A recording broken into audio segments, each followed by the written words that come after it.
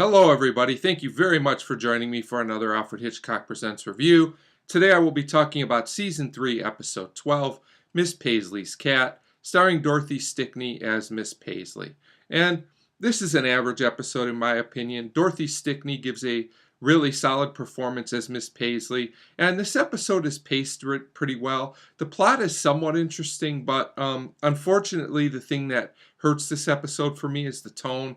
The episode can't seem to decide if it's a drama or a comedy, and for that reason, I don't feel it really totally succeeds either way, either serious or funny. But the episode is still watchable, and like I said, the performance of Dorothy Stickney is very solid. So we start with a lady, Miss Paisley, and she's talking to herself. It seems like she could be a bit lonely, and she finds this stray cat. She immediately bonds with this cat, which is pretty interesting. She names the cat Stanley. So at this point, things seem to be going okay, except that this cat took food from a man's apartment. The man's name is Rindich, and we learn from this other guy, the superintendent of the building, Jenkins, that this Rindich fellow is not all that nice. So we get another scene with Miss Paisley bonding with the cat, and you can tell she really cares what happens to Stanley. I thought this was an interesting enough scene. And she's also trying to tell this cat, basically to stay away from Rindich. But it turns out that the cat goes back into Rindich's apartment again, and he actually threatens the cat and Miss Paisley and says, if I see this cat here again, I'll do it in. So Rindich definitely isn't the nicest guy.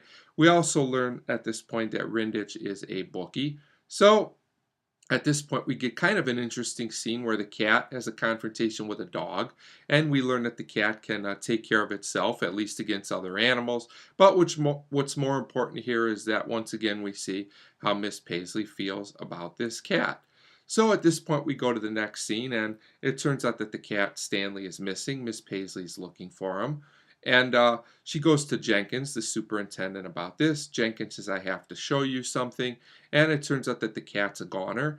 And they strongly suspect Rindich of this. It appears that he's the one that probably killed the cat at this point. So Miss Paisley has this idea that she's going to do in Rindich. She grabs this knife and she starts talking to herself again. And Dorothy Stickney does a great job in this scene. She kind of runs the all the emotions at once here. First she's upset, then she seems a little crazed, then she's not sure of herself what to do. I thought it was a really, really good performance at this point. So she goes to sit down as she's planning out what she's going to do, but some time goes by. It turns out it's almost morning, the lights are out, and we're not actually sure what happened here, what Miss Paisley did in all this time period. I thought this was handled kind of okay. So it turns out that Rindich was killed, and Jenkins gets arrested for this, which seemed a little bit weird to me. I never really got why Jenkins would have this kind of motivation, even though it's brought up in the episode. This didn't totally work for me, but I guess it's an okay plot point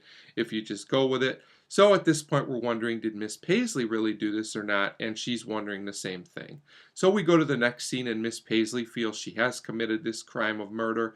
So she goes and talks to this inspector. She confesses, even though she doesn't really know any of the details of how she did this.